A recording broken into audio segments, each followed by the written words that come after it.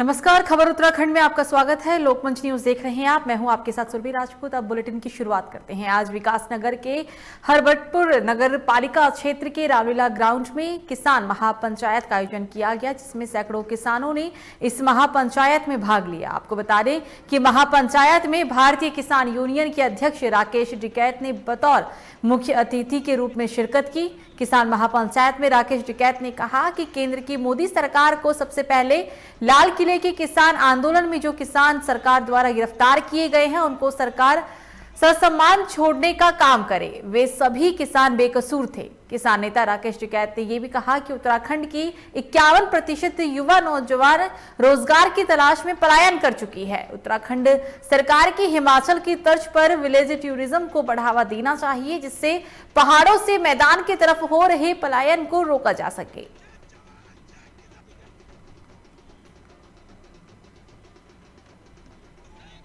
प्रधानमंत्री ने कह रखा है कि मंडी के बाहर आपको जहां रेट ठीक मिला वहां बेच लो, तो अपनी फसल बेचेगा। ये डीएम के ऑफिस में, थानों में, एसएसपी के ऑफिस में, एसडीएम के ऑफिस में और विधानसभा पे। इससे बढ़िया जगह तो ही नहीं गई। लंबा चलेगा आंदोलन। 8 में सरकार नहीं मानी तो आगे चलेगा। उत्तराखंड की जनता को जोड़ेंगे पूरा। और जो 5 पॉलिसी बताई है ये उत्तराखंड सरकार के लिए है कि इस पर काम करे।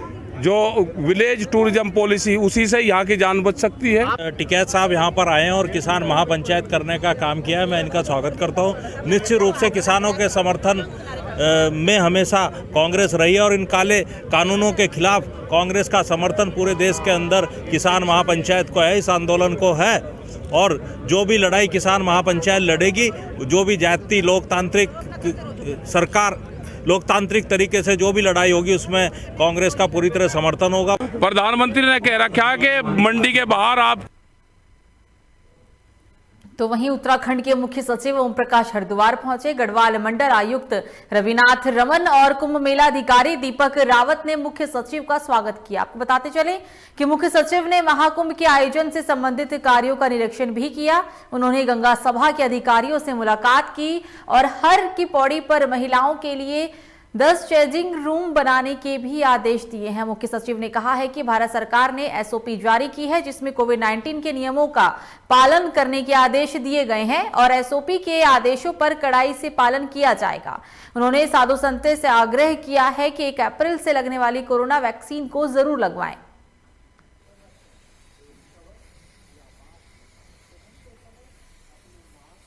कुंभ का जो काम पूरा नहीं हुआ है वो मुख्य रूप से जो बैरागी कैंप है उसका काम पूरा नहीं हुआ है। रैन बसेरे का काम पूरा नहीं हुआ है। रैन बसेरा 1500 बेड का तो बन चुका है, लेकिन 5000 बेड का बनना है। सर, सन्यासियों की, बैरागियों की तर्ज पे सन्यासी भी अब भूमि की मांग कर रहे हैं, किस तरह से मैनेज किया जाएगा? ये अब भारत सरकार ने और हाईकोर्ट ने भी कहा है कि अति सीमित संख्या रखिए, तो उसके अनुसार ही हम काम कर रहे हैं। और ये सबको जानना चाहिए कि ये कोविड का टाइम है, तो इसमें सरकार बहुत चीज़ें नहीं कर सकती है, चाहते हुए भी नहीं कर सकती। कुंभ का जो काम पूरा नहीं हुआ है वो मुख्य रूप से जो बैरागी कैंप है उसका काम पूरा नहीं हुआ है। रैन बसेरे का काम पूरा नहीं हुआ है। रैन बसेरा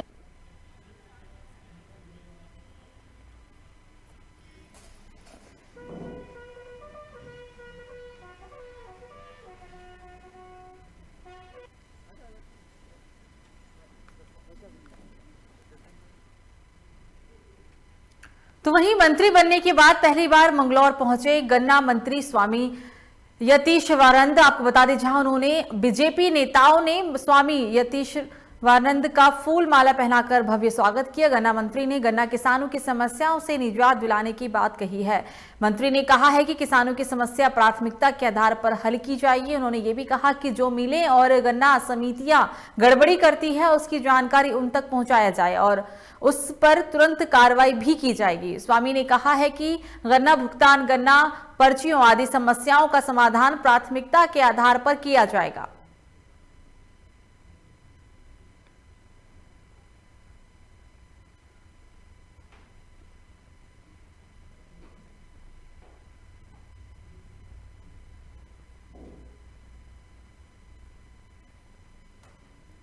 गन्ने का मूल्य 326 रुपए निर्धारित है। कुछ मिलों ने पेमेंट भी कर चुके हैं। दिसंबर तक का पेमेंट अधिकांश मिलों ने 326 के आधार पर कर दिया है।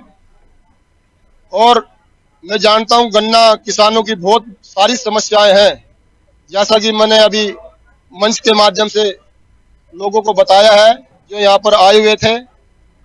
उन सारी समस्याओं को मैंने अधिकारियों के द्वारा ये निर्देश उनको दिया है कि अगला जो सीजन हमारा आएगा ये सारी की सारी समस्याओं का समाधान हो जाना चाहिए। अगर समाधान नहीं होगा तो वो अच्छा उसका परिणाम नहीं रहेगा।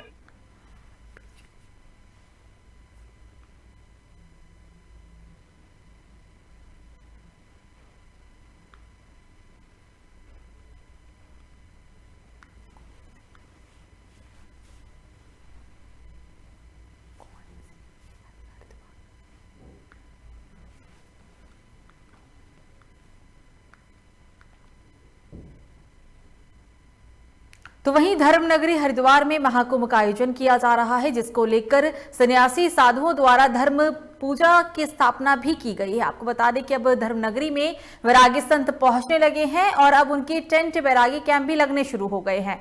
अब वैरागी अखाड़ों द्वारा धर्म ध्वजा की स्थापना की जानी है। वहीं निर्मोही अखाड़ा के राष्ट्रीय सचिव रामचरण दास ने कहा है कि हमारा कार्यक्रम तय है। अप्रैल के पहले सप्ताह में धर्म ध्वजा और नगर शोभा यात्रा वैरागी संत निकालेंगे। वहीं 27 अप्रैल तक वैरागी साधु संतों के कार्यक्रम चलते रहेंगे। महाकुंभ की तैयारियां जोरों शोरों पर है। वैरागी कैंप में साधु संतों के जो टेंट है वो भी लगने शुरू हो गए हैं। 27 अप्रैल तक ये महाकुंभ चलने वाला है, जिसको लेकर जो तैयारियां हैं वो जोरों शोरों पर है।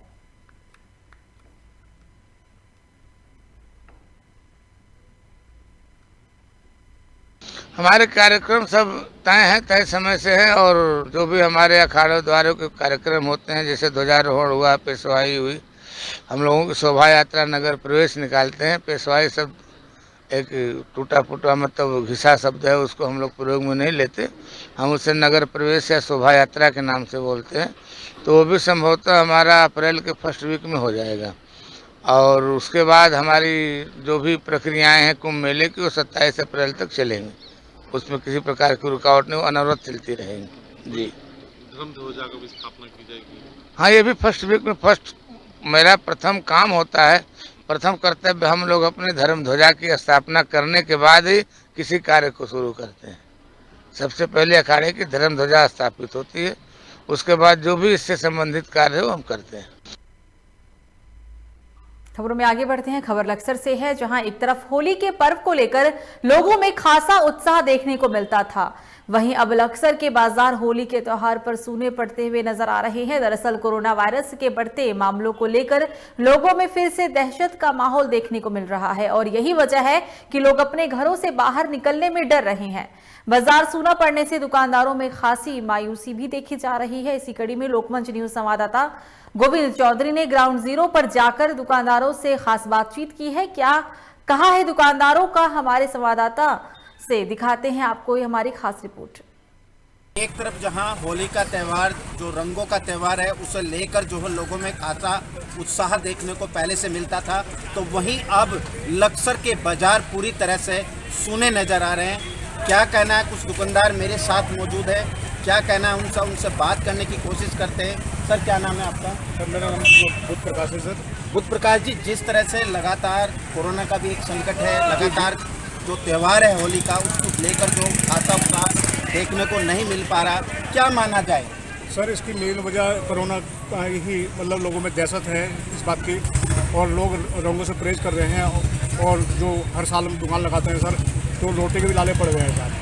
बुद्ध प्रकाश जी, जिस तरह से आप लोगों ने दुकान भी लगाई है, काफ़ी माल भी डाला है, तो क्या माना जाए कि कोरोना की वजह से या फिर रंगों के फ्रेज जो किया गया लोगों में, किस तरह के जो है डर सता रहा है? सर, ये कोरोना, एक तो मैंने आपको बताया कोरोना है, दूसरा सर हम लोग भी अपने बताएं कि अब बताइए हम लोग क्या करें। हमने ये पैसा लगाया इसके अंदर, और इसमें हमारे ये 40,000 रुपये का मैंने इसमें सामान लगाया था सर, और मुश्किल से 2,000 रुपये हमारे पास इकट्ठे नहीं हुए। मतलब ये माना जाए कि कोरोना के डर से पूरे बाजार जो है वो सूने दिखाई दे रहे हैं। जी, जी, जी। साफ तौर से दुकानदारों का ये कहना है कि जिस तरह से कोरोना वायरस का खतरा हरिद्वार जिले में लगातार कोरोना के मरीजों में इजाफा हुआ, उसको लेकर जो अब जो है रंगों का त्यौहार जो वो सूना पड़ गया। लक्सर से लोकमंच के लिए गोविंद चौधरी। तो वहीं टिहरी में गांव के लोगों को स्वरोजगार से जोड़ने के लिए परियोजनाएं शुरू की जा रही है। मानव कौशल विकास एसोसिएशन गढ़वाल प्रभारी केशव निराला ने कहा है कि अप्रैल में नए सत्र से संस्था गांव में लोगों को स्वरोजगार से जोड़ने के लिए यहां पर अनेक प्रकार का कार्य शुरू करने जा रही है, जिसमें पशुपालन के क्षेत्र में काम किया जाएगा। उन्होंने ये भी कहा कि समूह के माध्यम से यहां पर संस्था द्वारा गाँव में महिलाओं को स्वरोजगार से जोड़ने के लिए पशुपालन संबंधित योजनाएं धरातल पर लाई जाएंगी। मानव कौशल विकास एसोसिएशन की ये पहल है, जिसके तहत स्वरोजगार योजना की शुरुआत की जा रही है। आपको बता दें कि इस दरमियान स्वरोजगार से जोड़ने के लिए यहाँ पर अनेक प्रकार के कार्य शुरू किए जाएंगे अप्रैल से, जिसके पशुपालन के क्षेत्र में काम भी किए जाएंगे। इस दरमियान समूह के माध्यम से यहाँ पर संस्था द्वारा गांव में महिलाओं को स्वरोजगार से जोड़ने के लिए पशुपालन संबंधित योजनाएं धरातल पर चलाई जाएंगी।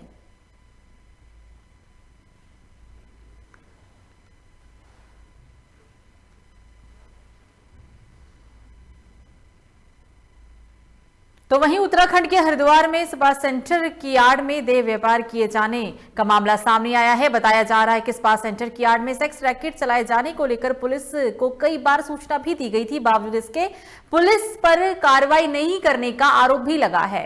ताजा मामला आपको बता दें बाद के रानीपुर इलाके के शिवलिक नगर का है, जहां स्पा सेंटर में मसाज के नाम पर देह व्यापार का गोरख धंधा फल फूल रहा था। स्पा सेंटर पर कवरेज करने पहुंचे पत्रकारों को धमकी भी दी जा रही थी, जिसके बाद पुलिस का कहना है कि मामले को गंभीरता से लेते हुए कार्रवाई की जा रही है। पुलिस पर कार्रवाई नहीं करने का आरोप लगाया गया है। स्पा सेंटर की आड़ में सेक्स रैकेट का ये गोरख धंधा ये फल फूल रहा था। आपको बताते चले कि इससे पहले कई बार शिकायत भी दर्ज की गई, लेकिन कोई भी शिकायत पर पुलिस ने अमल नहीं किया था। आपको बता दें, पुलिस का कहना यह है कि मामले को गंभीरता से लेते हुए आगे की कार्रवाई की जाएगी। कहा यह भी जा रहा है कि इस दरमियान पत्रकारों को धमकी भी दी गई थी। स्पा सेंटर की आड़ में सेक्स रैकेट चलाए जाने को लेकर पुलिस को कई बार सूचना दी गई, बावजूद इसके पुलिस पर कार्रवाई नहीं करने का आरोप लगा। पूरा मामला हम आपको बता रहे हैं बहादराबाद के रानीपुर इलाके के शिवलिक नगर का, जहां स्पा सेंटर में मसाज के नाम पर देह व्यापार का गोरख धंधा फल फूल रहा है।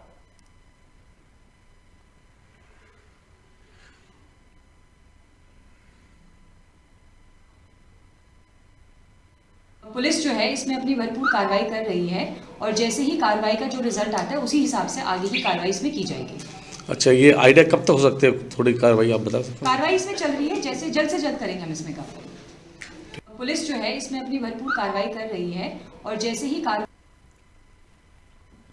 तो वहीं विकासनगर के तिमली गांव का एक मामला सामने आया है, जहां परिवार का आरोप है कि रामपुर निवासी रईस नाम के एक लड़के ने अपना नाम राजा बताकर पहले तो हिंदू लड़की को बहला फुसलाकर उससे शादी की। उसके बाद हरबटपुर में किराए के मकान में दोनों रहने लग गए, लेकिन जब लड़की गर्भवती हुई तो उसके ऊपर गर्भपात का दबाव भी बनाया और उसका गर्भपात भी करा दिया गया। बाद में लड़की को इतनी प्रताड़ना दी गई कि उस लड़की ने मजबूर होकर आत्महत्या कर ली। ग्रामीणों का कहना है कि उत्तराखंड में भी सरकार ऐसे कानून बनाए जिससे लव जिहाद पर अंकुश लगाया जा सके। चौकी प्रभारी ने बताया है कि आईपीसी की धारा के तहत नामजद मुकदमा दर्ज कर लिया गया है और आरोपी को भी गिरफ्तार कर लिया गया है। लव जिहाद का मामला सामने आया है। आपको बता दें कि एक मुस्लिम युवक ने पहले तो अपना नाम गलत बताकर हिंदू युवती के साथ शादी किया और शादी के बाद जब लड़की गर्भवती हो गई तो जबरन उसका गर्भपात भी कराया गया और उस युवती को इतनी प्रताड़ना दी गई कि युवती ने आत्महत्या कर ली। ग्रामीणों का कहना है कि लव जिहाद के खिलाफ कानून बनाया जाए ताकि जो इस तरीके के मामले आते हैं उन पर अंकुश लगाया जा सके।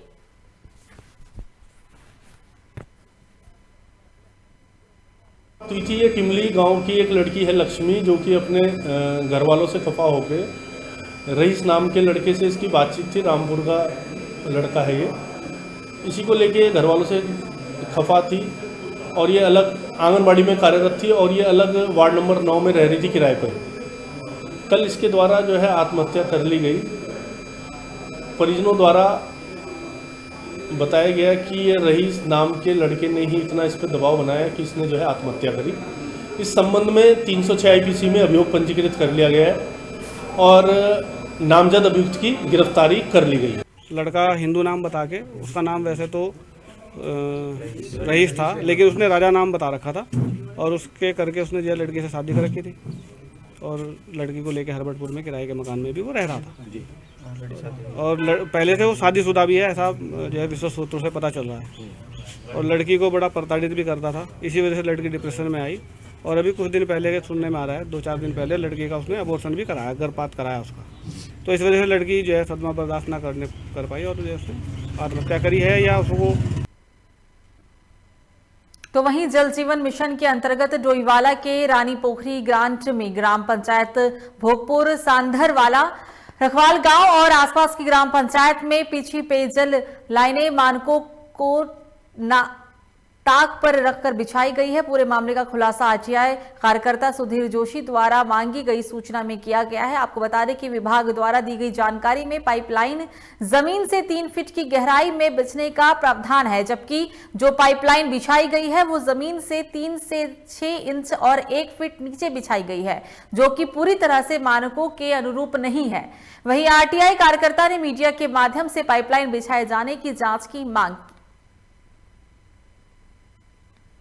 आरटीआई रिपोर्ट में इस बात का खुलासा हुआ है, जो तरीका है पाइपलाइन को बिछाने का, उससे बिल्कुल उस प्रावधान का जो है वो उल्लंघन किया गया है। और इस बात की जानकारी, इस बात का जो खुलासा है वो आरटीआई में किया गया है। विभाग द्वारा दी गई जानकारी में पाइपलाइन जमीन से 3 फीट की गहराई में बिछाने का प्रावधान है, लेकिन जो पाइपलाइन बिछाई गई है वो जमीन से 3 से 6 इंच और 1 फीट नीचे बिछाई गई है, जो कि पूरी तरह से मानकों के अनुरूप नहीं है।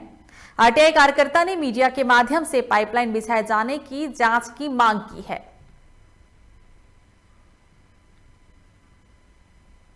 जल जीवन मिशन में ग्राम पंचायत सरेंद्रवाला, ग्राम पंचायत भोगपुर, ग्राम पंचायत बागी में पाइपलाइन बिछाई गई, जिसका कार्य ठेकेदारों के माध्यम से कराया गया, जबकि मानकों के आधार पर, जो दस्तावेजों के आधार पर पाइपलाइन 3 फुट डाली जाती है, इनके द्वारा कहीं पर 15 सेंटीमीटर, कहीं पर 1 फीट, कहीं पर 1.5 फीट डाली गई है।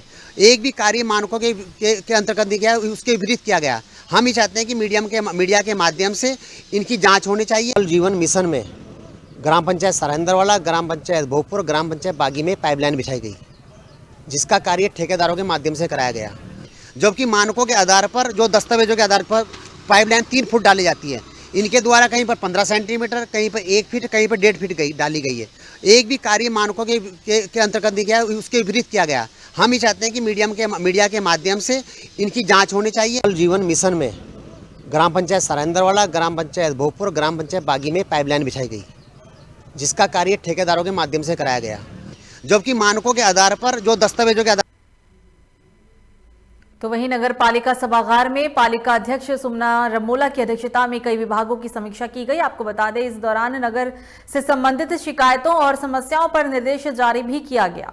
लोक निर्माण विभाग चंबा के सहायक अभियंता को निर्देश दिया गया है कि वो ब्लॉक रोड और गोल्डी रोड में सड़क की तुरंत मरम्मत भी कराएं। राष्ट्रीय राजमार्ग के अधिकारियों को बताया गया है कि कार्बन स्कूल के पास क्रैश बैरियर 15 दिन के अंदर लगवाया जाए और साथ ही फास्टवेज विभाग के अधिकारी को यह भी निर्देश दिया गया है कि वो कॉलेज रोड पर जो पुलिया क्षतिग्रस्त है उसकी तुरंत मरम्मत कराए। यदि इस दौरान कोई दुर्घटना होती है तो उनका विभाग पूरे तरीके से जिम्मेदार होगा। उधर माननीय उच्च न्यायालय के निर्देश पर बनाई गई जिला निगरानी अनुश्रवण समिति कोविड-19 की ओर से पालिका के अधिशासी अधिकारी के साथ साथ 6 अन्य कर्मचारियों को भी उनके कोविड-19 संक्रमण काल में किए गए कार्यों को लेकर सम्मानित किया गया।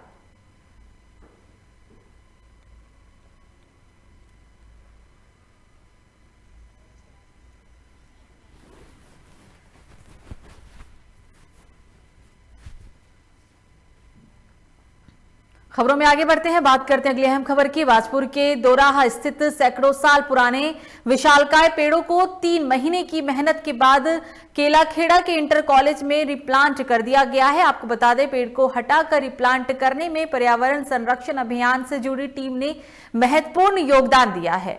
बता दें कि उच्च न्यायालय के आदेश पर बाजपुर के दरोहा चौराहे के चौकीकरण का कार्य स्थानीय प्रशासन ने शुरू किया था, जिसके चलते मुख्य चौराहे पर वर्षों पुराने विशालकाय पीपल और खजूर के पेड़ को काटने का निर्णय लिया गया था। लेकिन बाजपुर के पर्यावरण प्रेमी अमित सैनी ने पेड़ को काटने की जगह अन्यत्र स्थान पर लगाने के लिए वन विभाग और पीडब्ल्यूडी अधिकारियों से बात की थी, जिसके चलते दिल्ली के पर्यावरण संरक्षण अभियान से जुड़े अजय नागर ने विशालकाय पेड़ को बचाने और रिप्लांट करने के लिए 3 महीने पहले कार्य शुरू भी किए थे। रिप्लांट की प्रक्रिया पूरे होने के बाद विशालकाय वृक्ष को केलाखेड़ा के इंटर कॉलेज में स्थापित कर दिया गया।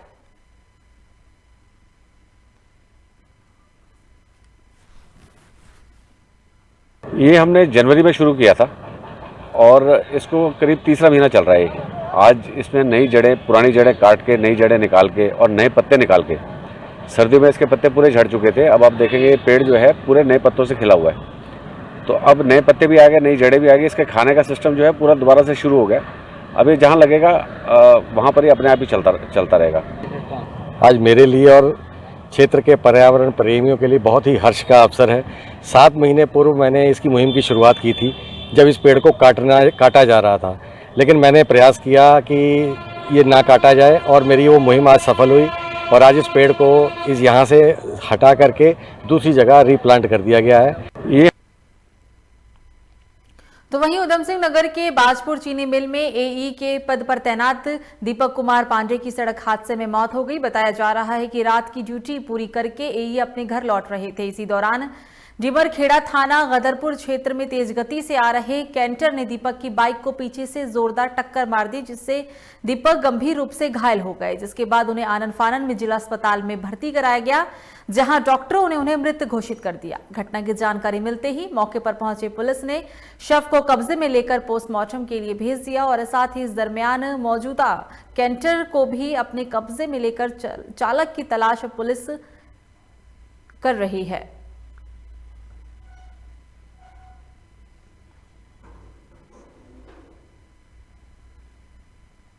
क्या अर्ली मॉर्निंग हुआ है धीमरखेड़ा मस्जिद के पास। कहाँ जा रहे थे? बाजपुर ड्यूटी से आ रहे थे वापस। काय में जॉब करते थे? जय ही चीनी मिल में, बाजपुर फैक्ट्री में जय है। खबरों में आगे बढ़ते हैं। रुद्रपुर में नगर निगम बोर्ड बैठक में जोरदार हंगामा हुआ है। आपको बता दें कि इस दौरान कांग्रेसी पार्षद मोहन खेड़ा और बीजेपी के विधायक राजकुमार ठुकराल के बीच पार्षदों को लेकर तीखी नोकझोंक देखने को मिली है, जिसके बाद सदन के अध्यक्ष मेयर ने दोनों को समझाया, तब जाकर दोनों शांत हुए। तो वहीं हंगामे के बाद बैठक में कई प्रस्ताव को भी पास किया गया।